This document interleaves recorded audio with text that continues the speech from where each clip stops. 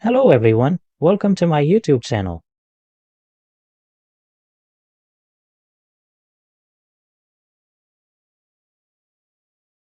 In the previous video, I showed you how to install WebMin. WebMin is a mail server and cPanel. This is part of our series on building your SMTP server. In this second part, we'll create a mail server using WebMin. This session will cover the basic settings of WebMin. If you haven't seen the first part about the postfix mail server, you can watch that as well. This is a complete series where I discuss 3 or 4 types of mail servers. I'll install the mail server, show you its configuration, and demonstrate its cyanic management. It's a comprehensive course that will take some time, so I recommend watching it in its entirety. Through this course, you'll learn how to send unlimited emails for free. I've created this server, and at the end of the last video, I showed you how to access it using the IP address followed by a colon and port number. You'll be able to send unlimited emails. You can send them for free. I created this server and explained at the end of the last video how to access it by entering the IP address, followed by a colon and port number. Then you type 10,000 and press enter. This will redirect you to the WebMin login page. You'll need to log in from there. Enter whatever password you set earlier and sign in. After signing in, you'll need to do some basic configuration in WebMin.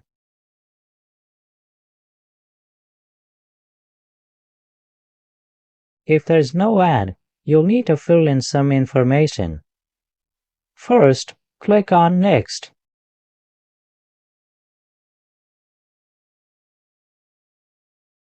After clicking Next, it asks about memory usage. When you click on it, you'll see information about memory usage in the stack. It's asking about this because it's important for server performance. Let's proceed by clicking Yes and then move on to the next step.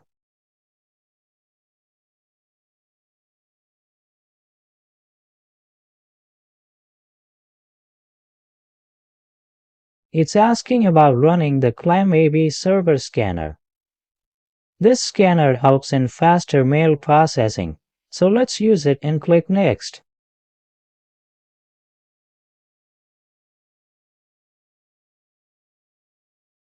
Next, it asks about running the spam server filter. You should click Yes on this as well. This is for the spam filter. After selecting Yes, click Next.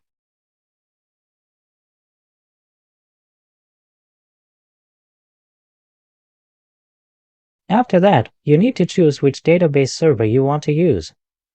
You can select either MySQL or PostgreSQL. For this tutorial, we'll use MySQL. After selecting MySQL, click Next. Then it will ask you to set a MySQL password. I recommend copying this password and saving it somewhere safe. I'll save it somewhere because it may be useful later.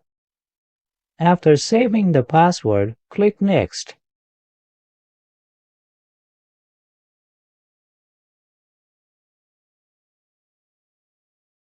Next, you'll see MySQL configuration options. I recommend selecting medium for system size, then click Next.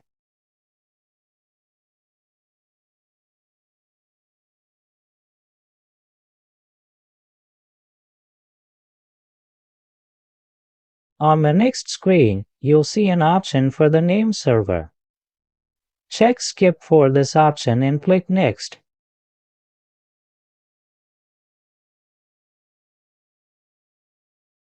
It will then ask about password storage. Select Hash Password here. If you're familiar with PHP or MySQL, you'll understand what a hash password is. After this configuration is complete, click Next.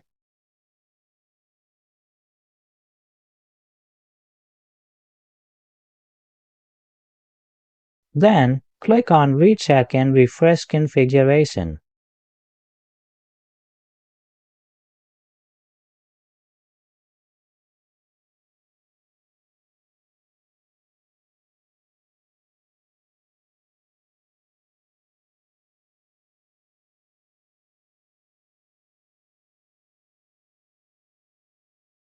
After clicking, you'll return to the virtual server list. At this point, all the basic settings will be completed. Next, you'll need to click on Create Virtual Server.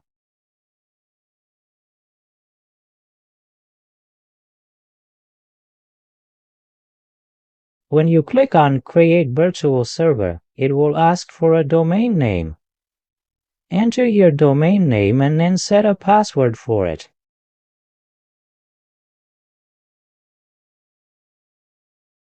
Enter any password you'd like to use, then click on Enable Feature. Make sure to check the box to set up a website, then click on Create Server.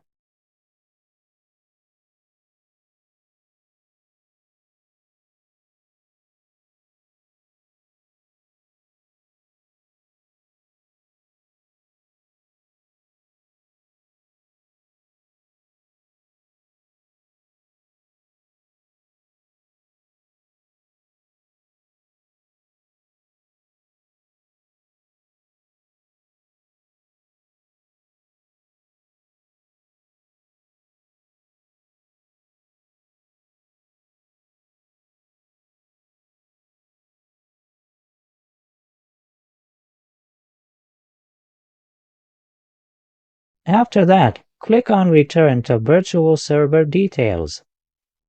You'll see that your virtual server has been created.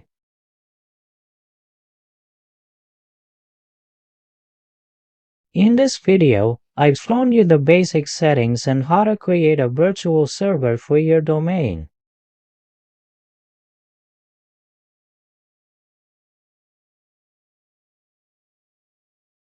In the next video, I'll show you how to configure this domain, connect it to the IP address, and install an SSL certificate. Be sure to watch the next video where we'll complete the SSL setup and its basic configuration. That's all for this video. If you liked it, please subscribe to my YouTube channel. Thanks for watching.